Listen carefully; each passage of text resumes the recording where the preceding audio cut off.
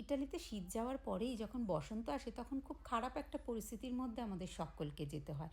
প্রত্যেকটি মানুষের জ্বর, সর্দি, কাশি, চুলকানি, অ্যালার্জি, চোখ চুলকানি, হাঁচি লেগেই থাকে। প্রত্যেকেরই একটা পালাই পালাই ব্যাপার। সে আপনি ঘরে থাকুন, বাইরে যান, কোথাও গিয়ে শান্তি নেই। এখানে বসন্তকালে অল্প অল্প হাওয়া বওয়াটাই স্বাভাবিক, কিন্তু হাওয়ার সঙ্গে গাছের থেকে এক ধরনের তুলো তুলো জিনিসটা ওড়ে যে মানুষকে খুবই ডিস্টার্ব করে। তাই আমরা বিকেলবেলাও সানগ্লাস পরে নিয়েছি। এখন 7:30 বাজে, 7:30 না 7:45 বাজে এখন মনে হয়। বাতাস বাতাস তো দেখেন দেখি কিভাবে উঠতেছে। আমি পাথর ধুলো দিয়েছি। কি? সেই লাগতেছে যেখানে পাথর ধুলো দিয়েছি। ও আচ্ছা। বেশি তো উঠতেছে দেখছি। এদিকে দেখেন ওদিকে দেখেন একদম ও মা গো, ঝড়ের মতো করে উঠতেছে। তুমি সব তুলোগুলো নিয়ে চলো, সব নিয়ে চলো। এই প্রিয়া প্রিয়া আমি দাঁড়া, এই প্রিয়াম আন্টি কি বলছে শোন। জন্য একটা বালিশ বানিয়ে ফেলবো তুলোগুলো নিয়ে। এই যে এগুলো বস্তা বড় একটা পুশিনে বানিয়ে ফেলবো আজকে আমরা বাসায় নিয়ে গিয়ে এগুলো নিয়ে গিয়ে কেমন এই প্রিয়া দর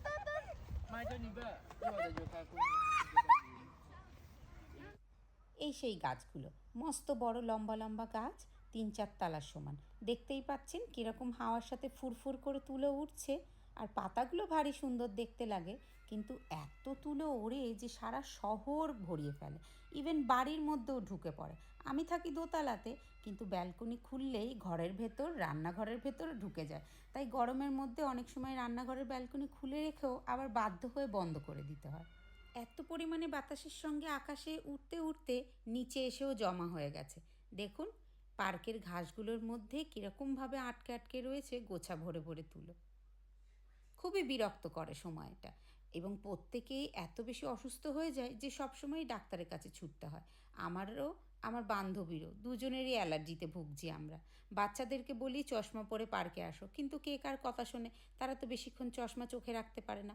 আমরা এখন বিকেল 8টা বাজে, তাও সানগ্লাসটা চোখে রেখে দিয়েছি, নইলে চোখে ঢুকে গেলে মারাত্মকভাবে অসুস্থ হয়ে যেতে হয়।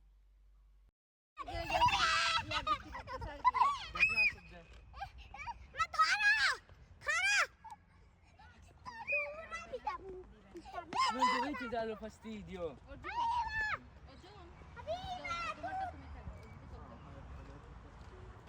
Non riguarda Emilio. গোটা ইটালির কী পরিস্থিতি হয় সেটা সঠিকভাবে বলতে পারবো না, তবে আমার এই শহরটা প্রচুর গাছপালা আছে, খুব ন্যাচারাল, সুন্দর। অবশ্য যে কোনো শহরে যেখানে গাছপালা কম সেখানে হয়তো এতটা নাও হতে পারে, তবে এটা একটা নর্মাল ব্যাপার। কারণ 10 বছর ধরেই আমি দেখে যাচ্ছি প্রত্যেক বছরেই ঠিক এই সময়টাতেই এই রকম পরিস্থিতি হয়। মোটামুটি মাস দুয়েক থাকে, তারপরে আবার আস্তে আস্তে ঠিক হয়ে যায়। শুরুতে যখন গাছের নতুন পাতা ধরে আর ফলগুলো ফুটে ফুটে এই রকম তুলো তুলো বেরিয়ে পড়ে, এই সময়টা এরকম ঘটে। দেখুন রাস্তাটা কীরকম ভরে গেছে তুলোতে, আর হাওয়ার সঙ্গে উড়ছে। যারা ড্রাইভ করে তাদেরও অনেকটা অসুবিধা হয়। যাই হোক, ভিডিওটা এই পর্যন্তই, এখানেই রাখছি। আপনাদেরকে একটা নতুন তথ্য দিলাম এই ভিডিওর মাধ্যমে। ভালো লাগলে একটা লাইক করে দেবেন, আর কমেন্ট করে জানাবেন ভিডিওটা কেমন লাগলো। আপনারা প্রত্যেকেই অনেক ভালো থাকবেন।